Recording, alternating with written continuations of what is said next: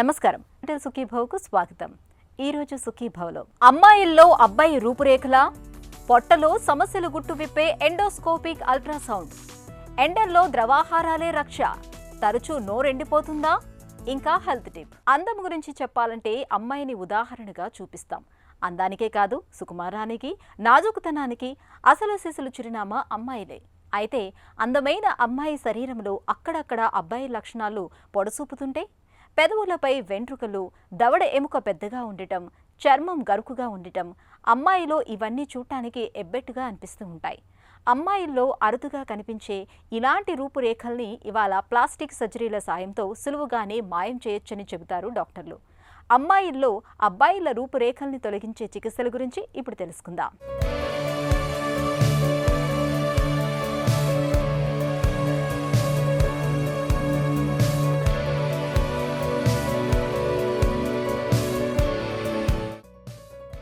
Plastic సర్జరీలనేవి cosmetic సర్జరీలుగా కొత్త మలుపు తీసుకున్నాక వాటి సాయంతో మనుషుల ముఖ కవళికల్ని, రూపురేఖల్ని పూర్తిగా మార్చివేయగలుగుతున్నారు. ముక్కులో ఏవైనా తేడాలుంటే వాటిని సులభంగా సరిచేయగలుగుతున్నారు. గడ్డం చిన్నగా ఉన్నా లేక డబల్ చిన్ ఉన్నా వాటిని సరిచేయడం, అలా కంటి చుట్టుపక్కల వచ్చే ముడతల్ని కూడా మాయం చేయగలగడం, నుదుటిపై ముడతలు వస్తున్నా వాటిని లేకుండా చేయగలగడం, ఇవన్నీ కూడా కాస్మెటిక్ సర్జరీ సాధించిన విజయాలే. అయితే ఇటీవలి కాలంలో కాస్మెటిక్ సర్జరీలు మరో అడుగు ముందుకేసి అమ్మాయిల్లో ఎవరికైనా అబ్బాయిల రూపురేఖలు ఉంటే వాటిని కూడా ఇవాళ సరిచేయగలుగుతున్నారు. దీనినే వైద్య పరిభాషలో ఫేషియల్ ఫెమినైజేషన్ అని అంటారు. ఫెమినైజేషన్ అంటే ఫెమినైజేషన్ అనే పదం ఏంటంటే మెయిన్గా ఉన్నదాన్ని ఇంకా కొంచెంగా ఆడవారిగా ఎక్కువగా కనపడటానికి ఉపయోగపడే ప్రొసీజర్ని, అంటే ఆ మగవాళ్ళకి కాకుండా కొన్ని రకాల లక్షణాలు మనం చూడంగానే బాగా ప్లీజింగ్గా అనిపిస్తూ ఉంటాయి. అటువంటి లక్షణాలను ఇంప్రూవ్ చేయడం కోసం ఆడవారిలో చేసే ప్రొసీజర్ని ఫెమినైజేషన్ ప్రొసీజర్స్ అంటాం అన్నమాట. ఇటువంటి వారిని ఓన్లీ మెడిసిన్స్ ద్వారా కాదండి, ఓన్లీ బై సర్జికల్ ప్రొసీజర్స్ ద్వారా నార్మల్ ఫీమేల్ లుక్ని వరకు మనం కొంచెం తీసుకురావచ్చు అనమాట. ఈ ఫెమినైజేషన్ ప్రొసీజర్స్లో డిఫరెంట్ క్యారెక్టర్స్ ఉంటాయి. ఫర్ ఎగ్జాంపుల్ ఫేస్కి అయితే కొన్ని రకాలు ఉంటాయి. ఈ ఫేస్లోనే మళ్ళీ చాలా మల్టిపుల్ ఉంటాయి అనమాట. ఇంకా బాడీలో ఎస్పెషలీ చెస్ట్ దగ్గరకండి, స్టార్టింగ్ ఫ్రమ్ మెయిన్గా మనకి బ్రెస్ట్ అనమాట, పెంచడం కానీ లేదంటే ఉన్న తీసేయటం కానీ. మూడోది ఏంటంటే జెనిటల్ రీజన్స్ అంటే సెక్షువల్ ఆర్గాన్స్ని ఏ విధంగా మనకి కన్వర్షన్స్ అనమాట. మేల్ టు ఫీమేల్ అయితే మేల్ ఆర్గాన్స్ని తీసేయటం, ఫీమేల్ ఆర్గాన్స్ని మనం వీలున్నంత వరకు మిమిక్గా చేయటం అనమాట. అలాగే ఫీమేల్ టు మేల్ ఏదన్నా అయితే కనుక conversions, female to male conversions అనేది తక్కువ అండి. మేల్ టు ఫీమేల్ కన్వర్షన్స్ చాలా ఎక్కువగా అనమాట వస్తాయి అనమాట. ఇప్పుడు మనకి ఫెమినైజేషన్ అనేది ఫేస్ని వీళ్ళు కాన్సన్ట్రేట్ అనమాట. ఫర్ ఎగ్జాంపుల్ స్క్వేర్ ఫేస్ అంటాం. చాలామందికి కామన్గా ఎక్కువగా చూసేది ఏంటంటే ఈ ఏరియా అండి. ఈ లోయర్ జా ఏంటంటే మేల్స్కి ఏంటంటే ఈ లోయర్ జా బాగా బయటకు ఉంటుంది, బాగా ప్రామినెంట్గా ఉంటుంది, యాంగిల్స్ బాగా కనపడతాయి అన్నమాట. ఇది చూడంగానే చాలామంది మ్యాస్కులైన్ లుక్ ఉంది ఏంటంటే గబాల్ని అనేస్తారు కొంతమంది కూడా. అటువంటి వారు ఏంటంటే కొంచెం సఫర్ అవుతూ ఉంటారు. అటువంటి వారు ఏంటంటే మెయిన్ ప్రొసీజర్స్ ఉన్నాయి కొన్ని రకాలు అనమాట. ఎస్పెషల్లీ లోయర్ థర్డ్ ఫేస్కి అయితే కనుక మెయిన్ ప్రాబ్లం ఏంటంటే లోయర్ జా. ఈ లోయర్ జా అంటే మెయిన్ కంట్రిబ్యూషన్ ఏంటంటే only one bone, that is mandible ఏంటంటే యూజువల్లీ 2 బోన్స్ కలిపి సింగిల్ బోన్ కింద అవుతుంది అనమాట. ఈ 2 సైడ్స్ కలిపి ఈ మ్యాండిబుల్ని ఏ విధంగా మనం తగ్గించవచ్చు. ఫర్ ఎగ్జాంపుల్ ఈ విత్ ఓన్లీ ఈ అవుటర్ బార్డర్ వరకే కొంచెం ఇవర్ట్ అయి ఉంది, బాగా ఎక్కువగా ఉంది, మిగతాది ఈ పార్ట్ వరకు పర్వాలేదు అనుకుంటే దీన్ని షేవ్ ఆఫ్ చేస్తాం అనమాట లైట్గా. ఎందుకంటే ఇక్కడ చేయటానికి ముందు చాలా ప్రొసీజర్ చేయాలన్నమాట. ఏమేంటి అయ్యి ప్రీరిక్విజిట్స్ ఏంటంటే, ఫర్ ఎగ్జాంపుల్ సిటీ స్కాన్ ఒకటి తీసుకోవాలి మనం, పిఎన్ఎస్ అని కానీ అంటే పారానాసల్ సైనస్ ఏరియా అంతా సిటీ స్కాన్ ఒకటి తీసుకోవాలి, కొన్ని ఇన్వెస్టిగేషన్స్. రెండోది ఎక్స్రేస్ ఉంటాయి, ఫ్రంట్ అండ్ ఏపీ అని కానీ. మూడోది ఆర్థోపాంటోమోగ్రామ్ అంట, అంటే ఓన్లీ ఈ జోన్లో వరకు ఎక్స్రేది ఒక రొటేటింగ్ ఎక్స్రే మిషన్ అనమాట, మన ముందు తిరుగుతుంది. ఎక్కువగా డెంటల్ వాళ్ళు తీస్తారు అటువంటి ఎక్స్రే ఒకటి. ఈ ఇన్వెస్టిగేషన్స్ తీసుకుని అలాగే సర్జికల్ ప్రొఫైల్ చేసుకుని మనం అసెస్ చేసుకుంటాం అనమాట. టీత్ ఎంతవరకు ఆ మ్యాండిబుల్లో పెనిట్రేట్ అయ్యింది, ఎంతవరకు కూర్చుకుంది, సపోజ్ కింద దాకా వెళ్ళిందా సాకెట్ ఆ టూత్ అనేది, లేదంటే పైకి ఉందా, ఎంతవరకు మనం బోన్ ఇక్కడ చిప్ చేసి మనం తగ్గించవచ్చు ఆర్ షేవ్ చేయవచ్చు, ఇవన్నీ స్టడీ చేసుకోవాలన్నమాట. సో దీంతో పాటుగా రిలేషన్ విత్ ద అదర్ బోన్స్ని లైక్ వాటికి ఎక్స్రేస్, సిటీ స్కాన్లు బాగా ఉపయోగపడతాయి. సమ్టైమ్స్ ఏంటంటే మేము ఒక ప్లాస్టిక్ సర్జన్స్గా మేమును అవసరం అనుకుంటే కొంచెం డెంటల్ సర్జన్స్ని కానీ లేదంటే ఆర్థోడాంటిస్ట్ అనేది వాళ్ళకి మా రోల్ ఎక్కువగా ఉంటుంది అనమాట. అంటే ఇంప్రెషన్స్ తీసుకుంటాం అనమాట. కొన్ని మేజర్ సర్జరీస్ చేసినప్పుడు వాళ్ళని కూడా ఇన్వాల్వ్ చేస్తాం అనమాట. చేసి టుగెదర్ చేయొచ్చు, కొన్ని ఇండివిజువల్గా కూడా చేయొచ్చు అనమాట. అమ్మాయిలకు అబ్బాయిలకు ముఖ రూపురేఖల్లో స్పష్టమైన తేడాలుంటాయి. అమ్మాయిల్లో సహజంగానే ముఖంలో కోమలత్వం కనిపిస్తుంది. అదే అబ్బాయిల్లో ముఖంలో కొంచెం మృదుత్వం పాలు తక్కువే. నుదురు కూడా అమ్మాయిల్లో తక్కువగా ఉంటుంది. అదే అబ్బాయిల్లో విశాలంగా ఉంటుంది. మొత్తంగా అబ్బాయిలతో పోలిస్తే అమ్మాయిల్లో ముక్కు, కనుబొమల తీరు, నోరు, పెదాలు, గడ్డం ఇవన్నీ కూడా భిన్నంగా ఉంటాయి. అయితే అరుదుగా కొందరు అమ్మాయిల ముఖంలో అబ్బాయిల ఫీచర్లు వస్తుంటాయి. చూడగానే అబ్బాయిల ముఖ కవళికలున్నాయే అని తెలుస్తుంది. ఇలాంటి రూపురేఖల్ని గమనించే కొందరు మగరాయిళ్లా ఉందని కూడా సరదాగా కామెంట్ చేస్తుంటారు. ఒకప్పుడైతే ఈ విషయంలో చేయడానికి ఏమీ ఉండేది కాదు. కానీ ప్లాస్టిక్ సర్జరీలో నేడు అమ్మాయిల్లో కనిపించే ఈ అబ్బాయిల ఫీచర్లను సరిచేయడానికి అవకాశం ఉంది. కొంతమందికి ఏంటంటే ఈ జైగోమాటిక్ ఏరియాలో మిడిల్ థర్డ్ ఫేస్, ఇక్కడ మిడిల్ థర్డ్ ఫేస్లో ఏంటంటే మెయిన్ కంట్రిబ్యూషన్ ఏంటంటే జైగోమా అనే బోన్ అండి. ఈ మ్యాగ్జిల్లో ఎక్కువ కంట్రిబ్యూషన్ ఉంటుంది, కానీ మనకి ఫ్రంట్ ఉండేటప్పటికి ఏంటంటే అంత విడ్త్ కంట్రిబ్యూషన్ రాదు, వైడ్నెస్ తెలియదు. ఈ జైగోమా అనే బోన్ ఏంటంటే కొంతమంది బాగా థిక్గా ఉంటుంది. సో అటువంటి వాటికి ఏంటంటే లోపల నుంచి సల్కస్ అంట ఇన్సిషన్ అంటే ఇంట్రావార్లుగా లోపల నుంచి వెళ్ళి ఆ జైగోమా బోన్ ఏంటంటే లోపల నుంచి షేవ్ చేస్తాం అనమాట. టూ మచ్గా చేస్తే ఏంటంటే మళ్ళీ బ్రేక్ అయ్యే ఛాన్సులు ఉంటాయి అనమాట. ఇక్కడ ఒక ఆర్చ్ అనేది ఉంటుంది ఫ్రంట్ నుంచి బ్యాక్ వరకు. ఈ ఆర్చ్ని కూడా ఏదైనా చేయటమా, ఎందుకంటే ఈ ఆర్చ్ అంత షుడ్ నాట్ అంటే అంత ఈజీగా చేయకూడదు. ఇక్కడ ఏంటంటే ఒక ఫేషియల్ నెర్వ్ అనేది ఒక బ్రాంచ్ ఇలా క్రాస్ అవుతూ ఉంటుంది. So one should be very careful. Only the front part వరకు కొద్దిగా చేసుకోవచ్చు అనమాట ఈ పార్ట్ని. సో ఈ విధంగా అనమాట చేసుకుంటా దాన్ని కొంచెం తగ్గించవచ్చు ఈ బోన్ని, ఈ విడ్త్ని కూడా. అలాగే కొంతమందికి ఫోర్ హెడ్ ఉంటుంది. ఫోర్ హెడ్ ఏంటంటే బాగా ప్రామినెంట్ టెంపుల్స్ ఉంటాయి. అలాగే మేల్స్లో చూస్తే ఏంటంటే సూపర్ ఆర్బిటల్ రిడ్జెస్ అంటాం. ఈ రిడ్జెస్ బాగా కొంచెం ప్రామినెంట్గా ఉండి బుందలకు వస్తాయి అన్నమాట. సో అటువంటి వాటిని షేవ్ చేయటం కానీ ఇవన్నీ ఎక్కడ అంటే డైరెక్ట్గా స్కిన్ ఎక్కడ పడితే అక్కడ కోర్స్ చేయకూడదండి. దెర్ ఆర్ సర్టన్ ఏరియాస్ అన్నమాట. ఓన్లీ థింగ్ ఈజ్ ఏంటంటే వీటన్నిటిలో ఏ ప్రొసీజర్ ఆన్ ద ఫేస్ ఎక్కడ చేసినా కానీ ఏమవుతుందంటే ఫేస్లో ఫస్ట్ వచ్చేది ఏంటంటే స్వెల్లింగ్ అనమాట. రెండోది బ్రూయిజింగ్ అనమాట. అంటే కొంచెం కమిలినట్టుగా బ్రౌన్ కానీ బ్లాక్ కానీ రావటం అనమాట. సో ఇలాంటివి కొంచెం తొందరగా వస్తాయి అండ్ కొంచెం లేట్గా తగ్గుతాయి అనమాట. దాని తర్వాత ఈ అప్పర్ థర్డ్ అయినాక పై పార్ట్ అప్పర్ థర్డ్కి వెళ్ళినప్పుడు ఇప్పుడు ఇక్కడ ఏం చేస్తామంటే ఇక్కడ డైరెక్ట్గా ఎలా తీయకూడదండి, లోపల నుంచి వెళ్ళాలన్నమాట. ఈ ఏరియాల్లోంచి హిడెన్ అంటే మన హెయిర్ లైన్ జోన్ నుంచి వెళ్తాం అనమాట. ఆర్ ఇక్కడ హెయిర్ లైన్ ఇన్సిషన్ జంక్షన్ దగ్గర నుంచి వెళ్తాం, వెళ్ళి లోపల నుంచి ఇక్కడ షేవ్ చేయటం కానీ depending on the thickness of the ఈ బోన్ని బట్టి ఎంతవరకు షేవింగ్ చేయాలని డిటర్మిన్ చేసుకుని ముందే వెళ్తాం అనమాట. సో ఆ విధంగా షేవ్ చేయటం కానీ అవసరం అనుకుంటే కట్ చేసి కొంచెం ఆ బోన్ని విడ్త్ తగ్గించి మళ్ళీ స్క్రూస్ పెట్టి ప్లేట్ అండ్ స్క్రూ పెట్టి ఫిక్స్ చేయటం కానీ ఇలాంటి కొన్ని ప్రొసీజర్స్ చేయటం వల్ల ఏంటంటే మనం ఎంటైర్ ఫేస్ యొక్క విడ్త్ని కొంచెంగా మనం డెఫినెట్గా తగ్గించవచ్చు అనమాట. ఎనీ ప్రొసీజర్కి ఏంటంటే ఎప్పుడైనా సరే కొన్ని సిక్వెల్లే ఉంటాయండి, కొన్ని కాంప్లికేషన్స్ ఉంటాయి. ఎనీ సర్జికల్ ప్రొసీజర్ సిక్వెల్ అంటే ఇందాక చెప్పినట్టుగా స్వెల్లింగ్ రావడం కానీ బ్రూయిజెస్ అనేది దే ఆర్ ఆల్ కామన్ అనమాట, ఎస్పెషల్లీ ఆన్ ద ఫేస్.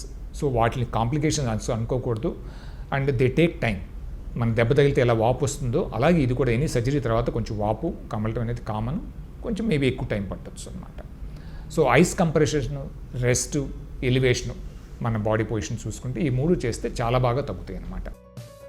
అమ్మాయిల ముఖార విందానికి అబ్బాయిల ముఖవర్చస్సుకు స్పష్టమైన విభజన ఉంటుంది. అయితే కొన్నిసార్లు పుట్టుకతో కొందరు అమ్మాయిల్లో అబ్బాయిల తాలూకు ఫీచర్లు కనిపిస్తుంటాయి. ప్లాస్టిక్ సర్జరీ వైద్యుల్ని సంప్రదిస్తే వాటిని సరిచేయడం ఇప్పుడు చాలా సులభమైన పని. మన పొట్ట ఒక రసాయన కర్మాగారం. మన తిండి తీరు, తినే ఆహారం, వ్యాయామం, జీవనశైలి ఇవన్నీ చక్కగా ఉంటేనే మన పొట్ట అనే ఫ్యాక్టరీ సాఫీగా సవ్యంగా నడుస్తుంది. ఈ వ్యవహారాల్లో ఎక్కడ ఏ చిన్న లోపం తలెత్తినా అది ముందుగా కడుపు నొప్పి రూపంలో బయటపడుతుంది. నిజానికి ఏదో ఒక సందర్భంలో కడుపు నొప్పి వచ్చి తగ్గిపోతే పెద్దగా పట్టించుకునే అవసరం లేదు. కానీ తరచుగా పొట్టలో నొప్పి వచ్చిపోతూ ఇబ్బంది పెడుతుంటే మాత్రం తగిన పరీక్షలు చేయించుకోవాలి. పొట్టలో సమస్యల గుట్టును తెలుసుకునేందుకు ఇవాళ ఎండోస్కోపిక్ అల్ట్రాసౌండ్ మనకు అందుబాటులో ఉంది. ఎండోస్కోప్ను, అల్ట్రాసౌండ్ రెండు పరికరాల కలయికతో కూడిన ఈ పరీక్షను చేయించుకోవడం ద్వారా పొట్టలో తలెత్తిన సమస్యల్ని అత్యంత ఖచ్చితత్వంతో పసిగట్టవచ్చని చెబుతారు డాక్టర్లు. పొట్టలో సమస్యల గుట్టు విప్పే ఎండోస్కోపిక్ అల్ట్రాసౌండ్ పరీక్ష గురించి ఇప్పుడు తెలుసుకుందాం.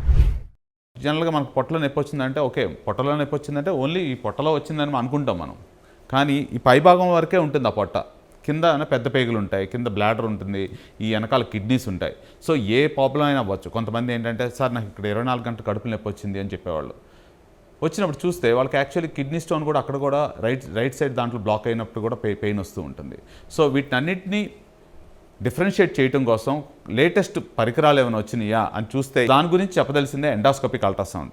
సరే, ఎండాస్కోపీ అంటే అందరూ సాధారణంగా ఒక గొట్టం లోపల వేయించుకోవటమే. ఎస్, ఒప్పుకుంటాను, అన్నీ నల్లగా ఉంటాయి. ఇది చూసారనుకోండి గ్యాస్ట్రోస్కోపీ అంటాం. దీనికి కూడా ఒక కెమెరా ఉంటుంది, నోట్లో వేసుకున్నప్పుడు లోపలికి వెళ్ళి అల్సర్ల వరకు చూడగలుగుతాం.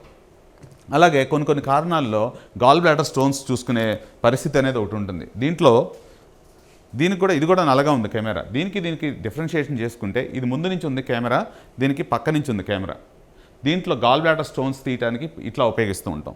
ఈ గాల్ బ్లాడర్ స్టోన్స్ కొన్నిసార్లు అదే కాకుండా ప్యాంక్రియాస్ని చూడాలి అని అంటే ఇది ఆధునిక పద్ధతిలో చూసే ఎండాస్కోపిక్ అల్ట్రాసౌండ్. ఇక్కడ చూసారనుకోండి, ఇక్కడ ఒక కెమెరా ఉంది, ఇక్కడ ఇంకోటి ఉన్నది. సో ఇక్కడ ప్రెస్ చేస్తే మీకు మారుతూ ఉంది అది అక్కడ. దీంట్లో నుంచి ఈ చివర తెల్లగా ఉంది చూసారా, అల్ట్రాసౌండ్. మామూలుగా మనం చూసే అల్ట్రాసౌండ్ ఇది. ఈ యొక్క అల్ట్రాసౌండ్ని, ఈ యొక్క ఎండాస్కోపీని రెండింటిని కలిపి ఒక చిన్న దాంట్లో పెడితేనే ఎండాస్కోపిక్ అల్ట్రాసౌండ్. మామూలుగా అల్ట్రాసౌండ్ బయట చేయించుకున్నాను, ఎండాస్కోపిక్ అల్ట్రాసౌండ్ ఎందుకు చేయించుకోవాలి అన్న చిన్న ఉదాహరణ చెప్తాను మీకు. చాలామంది ఏం చేస్తాం మనం, ఓకే అల్ట్రాసౌండ్ చేయించుకుంటే మనకి కొంతవరకే మనకి ఆన్సర్స్ దొరుకుతూ ఉంటాయి. ఎందుకు అంటే గాలిలోంచి సౌండ్ కొంతవరకే ప్రయాణించగలదు. అలాగే పేగులో గాలి ఉంటుంది, గ్యాస్ ఉంటుంది. గ్యాస్ వల్ల మొత్తం అన్నీ చూడలేం. అలాంటప్పుడు ఈ యొక్క పైప్ లోపలికి వెళ్ళినప్పుడు గాల్ బ్లాడర్లో స్టోన్స్, ప్యాంక్రియాస్, స్టమక్లో ఉన్న లేయర్స్, క్యాన్సర్స్, ఎర్లీగా అతి సూక్ష్మంగా ఉన్న క్యాన్సర్ను కూడా పట్టుకునేదే ఈ ఎండాస్కోపిక్ అల్ట్రాసౌండ్. వేసవిలో ఎండల తాకిడి ఎక్కువగా ఉంటుంది. తీవ్రమైన వేడి, ఉక్కపోతలు భరించలేనంతగా ఉంటాయి. ఇలాంటప్పుడు సహజంగానే ఒంట్లో నుంచి నీరు, లవణాలు చెమట రూపంలో ధారాళంగా బయటకు వెళ్ళిపోతూ ఉంటాయి. దీంతో ఎప్పుడూ ఒకటే నీరసంగా, నిస్సత్తువుగా ఉంటుంది. ఇలాంటప్పుడు ఒంట్లో ద్రవ నష్టాన్ని ఎప్పటికప్పుడు భర్తీ చేస్తూ ఉండాలి. ఇందుకు రోజు మొత్తంలో సాధ్యమైనంత ఎక్కువగా ద్రవాహారాన్ని తీసుకుంటూ ఉండాలి. వేసవిలో ద్రవాహారాలు మన ఆరోగ్యానికి ఎంత ముఖ్యమో ఇప్పుడు తెలుసుకుందాం.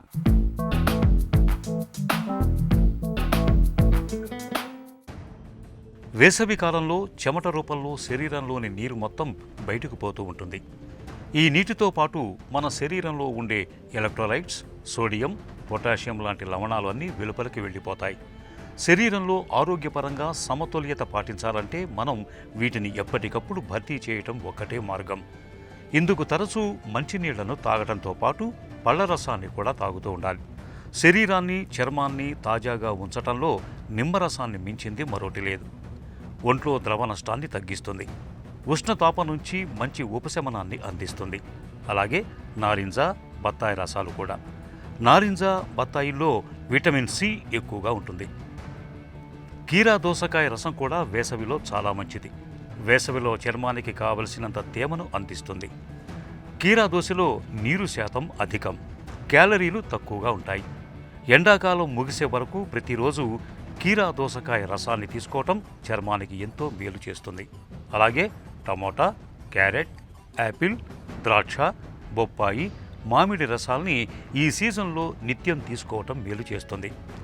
వేసవి సీజన్లో దప్పిక వేసినా వేయకున్నా రోజు మొత్తంలో సాధ్యమైనంత ఎక్కువగా నీళ్లను తాగుతూ ఉండాలి.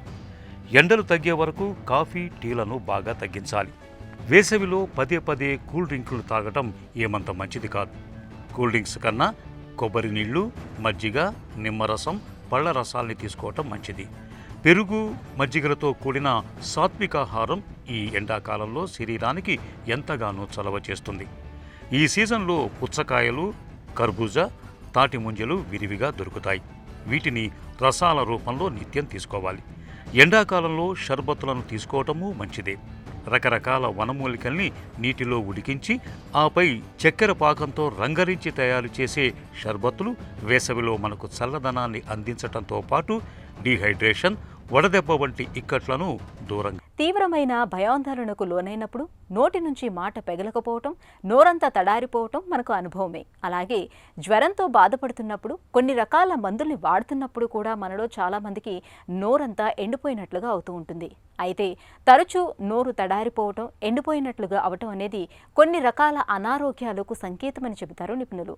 నోరు ఎండిపోవటం వెనుక దాగిన కారణాలు, వాటికి పరిష్కార మార్గాల గురించి ఇప్పుడు తెలుసుకుందాం.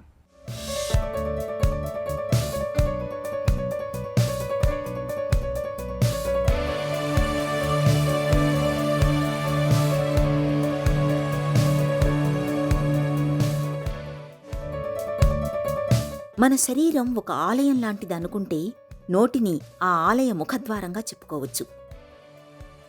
పొద్దున్న లేచిన దగ్గర నుండి రాత్రి నిద్రపోయేదాకా మన నోటి ద్వారా శరీరంలోకి అనేకం ఏకధాటిగా వెళుతూనే ఉంటాయి. ఈ క్రమంలో నోటి శుభ్రతను, ఆరోగ్యాన్ని కాపాడడంలో లాలాజలం ప్రధాన పాత్ర పోషిస్తుంది. సాధారణంగా మన నోట్లో రోజు దాదాపు 1.5 లీటర్ల దాకా లాలాజలం ఉత్పత్తి అవుతుంది. నోరు, ఆహార నాళికను తేమగా ఉంచడంలో, ఆహారంలోని పిండి పదార్థాలను విచ్ఛిన్నం చేయడంలో, తిన్న ఆహారం నోటి నుండి జీర్ణాశయం దాకా సాఫీగా వెళ్లేందుకు సహకరించడంలో, నోట్లోని ఆమ్లాల్ని సమతుల్యం చేసి దంతక్షయం జరగకుండా చూడడంలో లాలాజలం ప్రధాన పాత్ర పోషిస్తుంది. అయితే నోట్లో ఈ లాలాజలం తగ్గితే నోరు పొడారిపోవడం అనే సమస్య వస్తుంది. ఉమ్మి బాగా చిక్కబడడం, నోట్లో దుర్వాసన రావడం, నమలడం, మింగడం, మాట్లాడడంలో ఇబ్బంది తలెత్తడం, రుచిలో తేడా రావటం, తరచుగా దంతాల్లో పుచ్చు రావడం, చిగుళ్లలో ఒక రకమైన చిరాకు అనిపించడం లాంటి లక్షణాలు కనిపిస్తే నోరు పొడారిపోవడం అనే డ్రై మౌత్ సమస్య ఉందేమోనని అనుమానించాలి. మన నోట్లో ఉండే లాలాజలం దీన్ని సలైవా అంటాము. సో దీని ప్రత్యేకత ఏంటంటే మన తినే ఆహారాన్ని మనం డైజెషన్కి మనకు తోడ్పడుతుంది. అలాగే దీంట్లో ఉన్న కొన్ని ఇమ్యూనోగ్లోబులిన్స్ మన ఇమ్యూనిటీకి మనకు తోడ్పడతాయి అంట. అంటే మన నోట్లో కానీ, చిగుర్లో కానీ, పండ్లలో ఎలాంటి ఇన్ఫెక్షన్స్ రాకుండా కూడా ఈ సలైవా కాపాడుతుంది. రెండోది, ఈ సలైవా మనం తినే ఆహారాన్ని నమిలిన తర్వాత మనం మింగటానికి కూడా తోడ్పడుతుంది. డ్రై మౌత్ అంటే మన నోట్లో లాలాజలం అనేది తగ్గిపోవటం, లేదంటే సలైవా ఫ్లో అనేది తగ్గిపోవటం. సో ఇది అనేక కారణాల వల్ల ఈ లాలాజలం తగ్గిపోయే అవకాశం ఉంటుంది. దీన్ని మనం మెడికల్ పరిభాషలో జీరోస్టోమియా అని కూడా అంటాం. సో ఈ నోరు ఎండిపోవడం లేదంటే ఈ డ్రై మౌత్ సిండ్రోమ్ అనేది మనం ఎక్కువ మటుకు ఏంటంటే కొంతమందిలో ఈ మెడికేషన్స్ తీసుకునే వాళ్ళు కొన్ని యాంటీ ఎపిలెప్టిక్ డ్రగ్సే కానీ లేదంటే బీపీ మెడికేషనే కానీ అలా తీసుకోవడం ఉన్న వాళ్ళలో మనం ఈ డ్రై మౌత్ సిండ్రోమ్ అనేది చూస్తూ ఉంటాం. ఇంకొంతమందిలో ఏంటంటే ఏజ్తో కూడా కొంతమందిలో ఈ డ్రై మౌత్ సిండ్రోమ్ అనేది చూస్తాం. కొన్ని కేసెస్లో ఏంటంటే జోగ్రన్ సిండ్రోమ్ అని ఒక సిండ్రోమ్ ఉంది. అందులో కూడా మనకి లాలాజలం తగ్గిపోవడం అనేది సలైవరీ గ్లాండ్స్ అంటే మన లాలాజలం ప్రొడ్యూస్ చేసే కొన్ని గ్లాండ్స్ మీద ఎఫెక్ట్ అవుతుంది. అలాంటప్పుడు కూడా ఈ లాలాజలం తగ్గిపోవడం అనేది చూస్తూ ఉంటాం. అలాగే uncontrolled diabetes, age related factors, ఈ మెడికేషను, కొంతమందిలో సీరియస్ ఇన్ఫెక్షన్స్, హెచ్ఐవి ఇన్ఫెక్షన్స్ ఇలా ఉన్న వాళ్ళలో కూడా మనకి లాలాజలం తగ్గిపోవడం అనేది చూస్తూ ఉంటాం. నోరు పొడిబారిపోవడానికి కారణం ప్రధానంగా లాలాజలం ఉత్పత్తి తగ్గిపోవడం. ఇలా లాలాజల గ్రంథుల్లో తేడా వల్ల నోరు పొడిబారిపోవడం వెనుక అనేక కారణాలుంటాయి. మనం వాడే మందుల వల్ల కూడా నోరు పొడిబారుతుంది. డాక్టర్ సలహా లేకుండా సొంతంగా తెచ్చివేసుకునే పెయిన్ కిల్లర్ మాత్రలు, డిప్రెషన్కు వాడే మందులు, నరాల జబ్బుల్లో వాడే మందులు, ఎలర్జీలకు వాడే మందులు ఇవన్నీ కూడా నోరు పొడిబారిపోయేలా చేస్తాయి. క్యాన్సర్ చికిత్సలో వాడే కీమోథెరపీ, రేడియేషన్ ప్రక్రియల వల్ల కూడా నోట్లో లాలాజలం ఉత్పత్తి తగ్గిపోయి నోరు పొడిబారిపోతుంది. ఏదైనా ప్రమాదవశాత్తు మెడ, తల ప్రాంతానికి దెబ్బ తగిలి నరాలు దెబ్బతింటే కూడా నోరు పొడిబారిపోవడం అనే సమస్య వస్తుంది. పొగాకు ఎక్కువగా వాడేవారిలో, పొగ ఎక్కువగా తాగేవారిలో కూడా నోరు ఎక్కువగా పొడిబారుతుంది. ట్రీట్మెంట్ ఏముంటుందంటే ముందుగా వాళ్ళని హైడ్రేట్ చేయటం, అంటే బాగా నీళ్ళు ఇవ్వటం, నీళ్ళు తాగటం. అలాగే ఆర్టిఫిషియల్ సలైవరీ సబ్స్టిట్యూట్స్ ఇవ్వటం. మూడోది కొన్ని నాన్ షుగరీ చూయింగ్ గమ్స్ కానీ, చాక్లెట్స్ కానీ అలాంటివి నాన్ షుగర్ గమ్స్ మేము ప్రొవైడ్ చేస్తాం. దానివల్ల సలైవాని ఇండ్యూస్ చేసేసి సలైవా వచ్చేటట్టు మనం ఇండ్యూస్ చేస్తాం కొన్ని సబ్స్టిట్యూట్స్ పెట్టేసి. కొంతమంది కేసెస్లో కొన్ని వైటమిన్స్ వల్ల డెఫిషియన్సీ వల్ల ఉన్నట్టయితే వాటికి వైటమిన్ డెఫిషియన్సీ సప్లిమెంట్స్ ఇవ్వడం జరుగుతుంది. అలాగే చికిత్సలో మనకి ఆల్రెడీ ఏమన్నా చిగుల జబ్బు కానీ లేదంటే టూత్ డీకే ఉన్నట్టయితే రెగ్యులర్ డెంటల్ చెకప్స్ ద్వారా వాళ్ళకి టూత్ డీకేకి అయితే టూత్ ఫిల్లింగ్స్ కానీ, చిగుల జబ్బు ఉన్నట్టయితే వాటికి క్లీనింగ్స్ కానీ చేసేసి చికిత్స చేస్తూ ఉంటాం. అలాగే ఈ కొన్ని మెడికేషన్, ఈ సలైవరీ సబ్స్టిట్యూట్స్తో పాటు కొంతమందికి మెడికేషను, సలైవా ఎక్కువ రావడానికి కొంత మెడికేషను అలాంటివి ఇవ్వటము. దాంతోపాటు వాళ్ళకి ఈ సలైవా తగ్గిపోవడంతో ఇన్ఫెక్షన్స్ ఒకటే కాకుండా వాళ్ళకి కౌన్సిలింగ్ చేయటం. కొంతమందిలో స్మోకింగ్ వల్ల కానీ లేదంటే కెఫీన్ లేదంటే కాఫీస్ ఎక్కువగా తీసుకోవడం వల్ల కూడా ఈ సలైవా ఫ్లో అనేది తగ్గిపోతుంది. వాళ్ళకి కౌన్సిలింగ్ చేయటం, తగ్గించడానికి, ఈ హ్యాబిట్స్ మానుకోవడానికి దానివల్ల కూడా మనం ఈ సలైవరీ ఫ్లో పెంచడానికి ప్రయత్నిస్తాం. సో నోరు ఇప్పుడు ఆల్రెడీ జీరోస్టోమియా లేదంటే డ్రై మౌత్ సిండ్రోమ్ ఉన్న వాళ్ళలో రెగ్యులర్గా మనం కొన్ని సలైవరీ సబ్స్టిట్యూట్స్ అంటే నోరు ఎండిపోకుండా ఉండేందుకు కొన్ని సలైవరీ సబ్స్టిట్యూట్స్ మౌత్ వాషెస్ లాంటివి ఇస్తాం. దీంతో ఏంటంటే నోట్లో లూబ్రికేషన్ ఉండి నోరు ఎండిపోకుండా ఉంటుంది. రెండోది సరైన ఆహారం తీసుకోవటం. ఒకవేళ స్మోకింగ్ అనే అలాంటి అలవాట్లు ఉన్నట్టయితే పొగ తాగటం అనేది మానేయటం. ఇలాంటివి చేసి వాళ్ళ సలైవరీ ఫ్లో మళ్ళీ నార్మల్గా తీసుకొచ్చి రావడానికి ప్రయత్నిస్తాం. ఒకవేళ నార్మల్గా రాలేకపోయినా అని కూడా వాళ్ళ నోరు డ్రైగా ఉండకుండా వాళ్ళు మెయింటైన్ చేసేటట్టు వాళ్ళకి సలహా ఇస్తాం. సో దాంట్లో రెగ్యులర్గా నీళ్ళు తీసుకోవటం, హైడ్రేషన్ చేసుకోవటం, salivary substitute main form of treatment ఉంటుంది. మళ్ళీ రాకుండా ఇలా సలైవరీ ఫ్లో తగ్గిపోవడం అనేది కాకుండా ఉండాలంటే మనం కొన్ని స్పెసిఫిక్ బ్యాలెన్స్డ్ డయట్ తీసుకోవడం, మన హెల్దీ లైఫ్ స్టైల్ ఉండటం, మనము కరెక్ట్గా డయట్ తీసుకొని హెల్దీ లైఫ్ స్టైల్ అంటే ఇందులో మెయిన్గా స్మోకింగ్ ఇలాంటివి అవాయిడ్ చేయటము, ఆల్కహాల్ అవాయిడ్ చేయటం, డీహైడ్రేషన్ కాకుండా చూసుకోవటం, కెఫీన్ అవాయిడ్ చేయడం, టైం టు టైం ఫుడ్ తీసుకోవటం, కరెక్ట్ లైఫ్ స్టైల్ మనం మెయింటైన్ చేసినట్టయితే ఇలాంటివి రాకుండా మనం కాపాడుకోవచ్చు. నోరు పొడిబారిపోవడం అనే సమస్యను అశ్రద్ధ చేస్తే దానివల్ల దంతాలకు, చిగుళ్లకు అనేక సమస్యలు వస్తాయి. నోట్లో ఫంగల్ ఇన్ఫెక్షన్లు వస్తాయి. నోట్లో అల్సర్లు వచ్చే ప్రమాదం ఉంది. పెదాలు పగిలే అవకాశం కూడా ఉంటుంది. అందుకే నోరు పొడిబారిపోవడం అనే సమస్య కనిపిస్తే నీరు ఎక్కువగా తాగడం, కాఫీ, టీలు, పొగాకు, ధూమపానాలకు దూరంగా ఉండటం, చక్కెరతో చేసిన ఆహారాలకు దూరంగా ఉండడం లాంటి జాగ్రత్తలు తీసుకోవడంతో పాటే దాని వెనక కారణాన్ని సకాలంలో గుర్తించి దానికి తగిన చికిత్స తీసుకోవాలి. తరచూ నోరంతా ఎండిపోయినట్లుగా అవటం అనేది మన ఒంట్లో తలెత్తిన అనారోగ్యానికి ఒక సూచికగా భావించాలి. ఇందుకు లాలాజలం ఉత్పత్తి తగ్గడం మొదలుకొని డీహైడ్రేషన్, నిత్యం వాడే మందులు, ఇన్ఫెక్షన్ల వరకు చాలా కారణాలే ఉంటాయి. తగిన పరీక్షలు చేయించుకొని సకాలంలో వైద్యం తీసుకుంటే డ్రై మౌత్ సిండ్రోమ్ నుంచి తేలికగానే బయటపడవచ్చు. ఈ రోజు కార్యక్రమాన్ని ముగించే ముందు ఒక చిన్న చిట్కా మీకోసం. ఎండ తీవ్రత అధికంగా ఉండే మధ్యాహ్నం వేళలో బయట తిరగకండి. తప్పనిసరిగా బయటకు వెళ్లాల్సి వచ్చినప్పుడు తలకు రక్షణగా టోపీని ధరించండి, గొడుగును వాడండి, వెంట మంచినీళ్ళ బాటిల్ను తీసుకువెళ్ళండి.